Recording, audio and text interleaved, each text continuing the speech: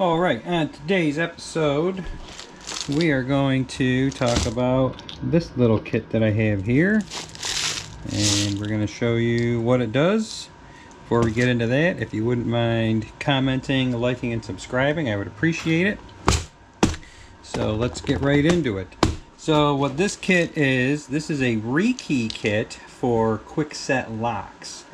So I used to do property preservation, and buying the MFS supply locks got pretty expensive. So I learned how to rekey them myself. I found a local locksmith that I could go in with the key codes, and he would cut me the keys I needed instead of having to buy them from MFS supply. And all it cost me was the $1.50 or $2 it cost to have a key cut. And instead of throwing the old locks away that we changed out, I would keep them and rekey them, put them back in these boxes for the pictures, and that was a cost that I didn't have to spend anymore.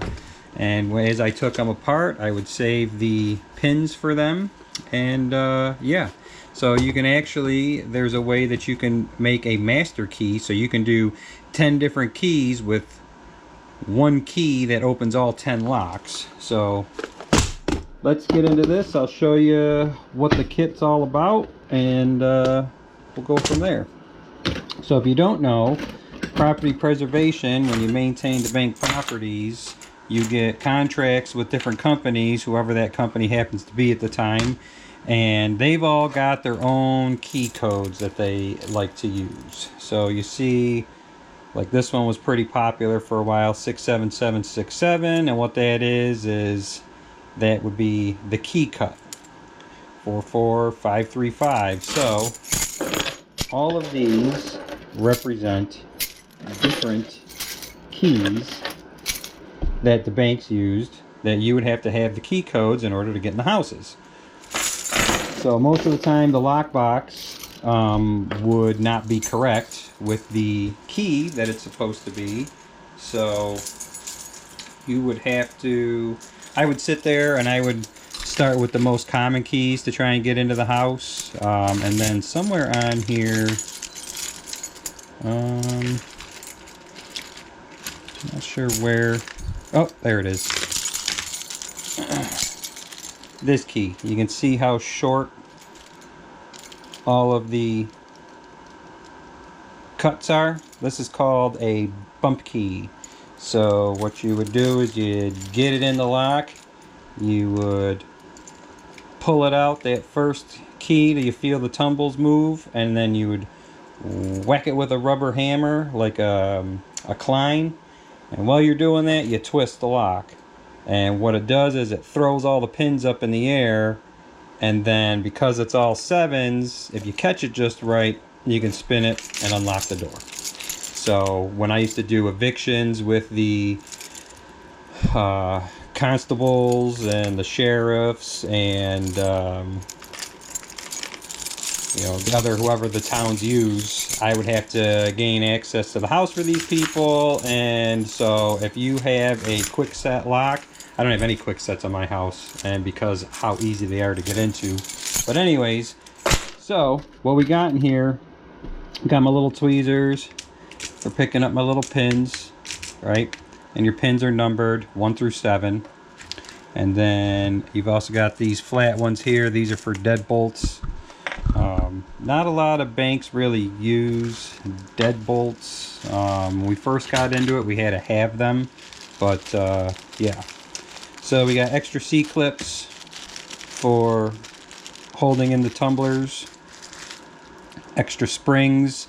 These are the springs for the actual pins, so that spring goes up inside the tumbler, and then this goes on, and that's what keeps the downward force on them. And then these are your covers. These snap on there to hold all the pins and everything in place. So there's all different sizes. And then this is your removal tool for the tumblers. So it depends, there's lots of different styles. the way that they work. So you got to pop this off of here, and some of them, well, let me show you. You got to see how that's in the middle there, and you don't use a good screwdriver on this, right? Get that in there, pop that up. Right, so that comes up. And now, this isn't the style that you would use this on, but what you do is you would get this down in there, like so, as it's fighting me, right? Oh, I know. All right, let's find the key for this one. It was 34732. So I know it was one that I had written on 34732. All right. So some of them you got to get on them, and you get this down in here like this, and then you pop this on the table, and then this just pops right out. This isn't that style, so you need the key, which is where the bump key comes in. If you don't know what the key code is, I'd have to put this in my vise and bump this open in order to get that out. But with this one, what you do is you just turn it, and there you go. So if you look right here with the retaining clip, see how it moves? So if you look right here on both sides, it moves in and out. That's what grabs the side in here to hold it in place. So when this back ring is in, it doesn't spin far enough for that to happen. So that's why you have to pull this out to get this out of here, right? So now we got this out, okay? So the next thing we're gonna do is we are going to remove the retaining spring. Don't lose that. We'll set that over there. And then you're gonna pull that and this pin out, okay? So now you've removed the pin, spring, and you've removed the two catches that hold it into the handle. Now all you're left with is this C-clip on the end of it, okay? Now when you do this, you got to make sure that you don't drop this cylinder out of here, otherwise the springs and the pins are going to go everywhere. So now the other thing that you use this tool for, besides getting that out, is you go like this, right? So you put it on here to kind of force that C-clip up. Then you take this end in here. Let me get it up far enough. There we go. Then you take this end to get in there. And now, while holding it with the key, make sure you hold it in there, you remove that, okay? Now, you're left with the cylinder, with the key in it, with all the safety mechanisms removed. Now what you're going to do is you're going to take this plastic, I don't know, I guess guide, right? Fits on here like this, and you're going to slowly push that in there like this, okay? Now you see all the pins just fell out of here. That's not a big deal because these pins are the ones we're replacing. Okay, now that we got the cylinder out, we got these old pins out of it. I put these pins in for my bump key to show you how the innards of the lock works. Alright, so when you put the key in, you see all the pins going up and down. And then once the key gets all the way in there, they're all level at the top. So now that they're all even with the top of the cylinder, what that does is that pushes all of the pins and springs in here up. And then that allows this to turn freely in here. So when it's down, you see that little bit of a gap in there. What happens is the spring in here pushes the pin in here down on top of this. And that causes it to lock up, so you can't turn this. So when you put your key in, it pushes all those springs up to clear the cylinder so that you can turn it, right? So you don't mess with this, you leave this alone, you leave this just like this, set that aside. Okay, so those are all 7s. We're going to put those in there. So the key was a, what did we say it was? A 34732. Okay, so you got your 1, 2, 3, 4, 5, 6, 7. That's what your pins are. And when you're changing them out, you got this little gauge that you can use. So now, if you're trying to rekey all of your locks at your house to be the same key and you don't have the code for it, right? This one is written on the bag, but if you don't have the code, you want to figure out what your key is so that you can do all the locks. They have this little gauge, right? And it's got 7 through 0 on it. So what you do is the one closest to where your fingers are is going to be your first pin number, right?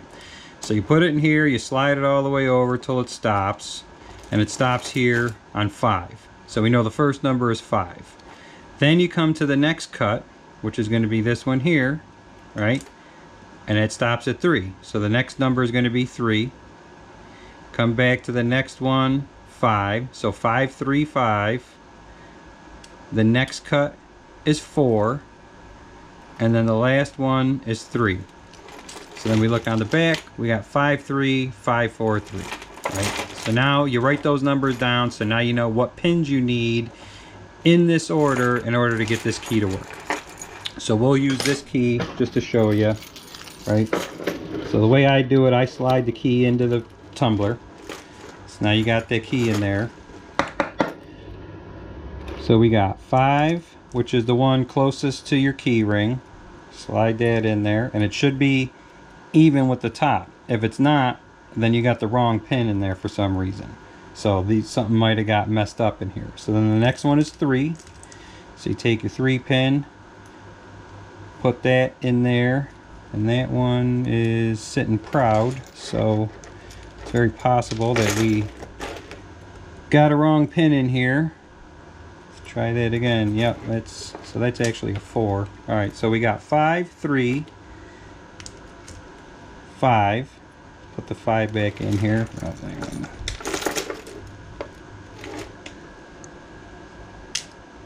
I don't like that style pin.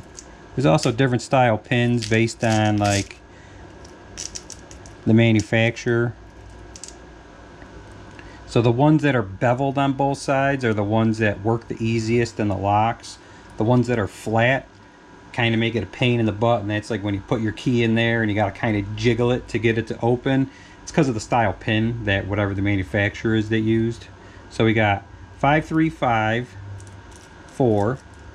So let's find ourselves a 4 to get this sucker put in there. Come on. 4, and then another 3. Oh, where'd that go? Great, all these pins I got sitting out here, I think that's the right one. Fine. Yep. So there, you see, now they're all sitting just proud of the cylinder, right? Take your key out, you can see that they're all sitting down in there. So that's how your lock works, is when all of these push down into this, it locks it up so you can't turn it. And when you put your key in, pushes them all up, pushes all those up. So now you got your key in here. Keep your key in there.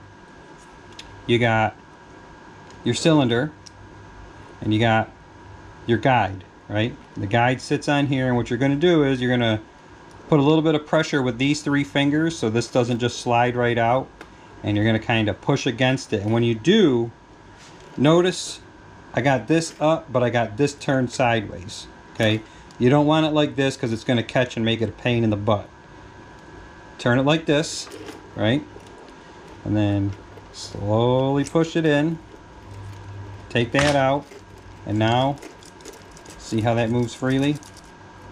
And just to show you, let me take this key out. Set that aside there. Grab any old key. Slide that in there. And look, it doesn't move. So we got it locked up in there. So we know that the rekey is successful. So now use your finger. Hold it like this. Get your C-clip. And there's 2 little grooves on each side. And this you can usually just do with your fingers. Yep, there you go. Now that's not coming out. So now that's snug. You don't have to, you take your hand off it, you ain't got to worry about nothing falling apart. Just show. Still working. Okay. Now, the next thing you're going to do is you're going to put your locks back in the slides here on each side. Right? So it should look something like that. Then you're going to take your spring and you're going to catch the spring on the right side, catch the spring on, oh, I got that backwards, hold on. Got the spring set in here backwards. Let me try to do that again. So you get this in there, you grab that side with the spring, and you grab this side with the spring, right? So you got the spring coming around on the bottom, got it holding the locks in there. Now we need the key again. And again, like I showed you earlier, see how those go in when you turn it upside down like that? So you want these in. The little pins here. Turn around, that goes in. And then you just line it up with the grooves in here. Slide that in there, and then you're going to turn this all the way around till the key wants to come out. Right? Then all you do is you take this. That just pops back in there. Use your tool again just to turn it. Make sure it's working correctly. Grab your key again. Which one did I say? Oh man, I don't remember. Oh yeah, 53543. And there you go. Now you've just successfully rekeyed the lock from 34732 to 53543, saving yourself some time, money, and it's really honestly that easy. And these kits are fairly cheap. You can get these on Amazon, little starter kits for pretty cheap. I don't remember what I paid for this. I know basically all you're buying is a few pins. You know, you're getting these couple tools. So like these are actually for doing deadbolts. So you're going to get your few springs and clips. You're going to get a few of each kind of different pins that you got. Like these are for deadbolts, these style pins. And they're also for making like master keys. But so this is what you're not going to get this box. The box I put together. The box that you get with these kits, if you tip it upside down, you're screwed. I've had to, on many occasions, resort these out, which is why I ended up buying this gauge here. Gauge Works Mint. If you're doing a lot of keys, I highly recommend you do this. If you're not, you can put the key in there and just try different pins and then write down what pin it is, and then you can get your key code that way, but that's just a faster way to do it. So that is how you rekey a KwikSet lock, and a Schlage or Sledge, whatever it is a similar the way that those work. I haven't done a whole heck of a lot of those. I have a few of those pins and tools to do that one, but this is the one I'm most familiar with. And yeah, so if you have any questions or comments, I read the comments. I'll be more than happy to answer any questions for you. And yeah, I appreciate you watching. Thanks.